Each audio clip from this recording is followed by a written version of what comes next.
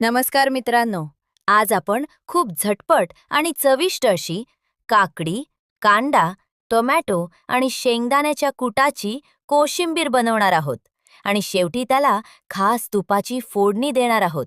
सर्वप्रथम एका बाउलमध्ये ताजी काकडी, बारीक चिरलेला कांदा आणि रसाळ टोमॅटो घेऊया. आता त्यात घालूया भाजलेल्या शेंगदाण्याचे जाडसर कूट.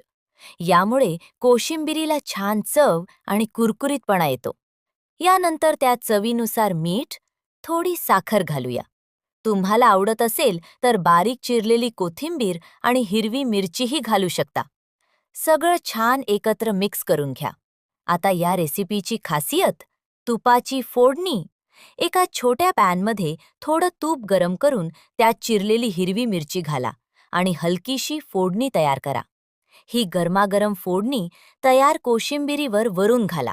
बस, आपली सुगंधी, चटपटीत आणि थोडीशी वेगळी ट्विस्ट असलेली कोशिंबीर तयार आहे.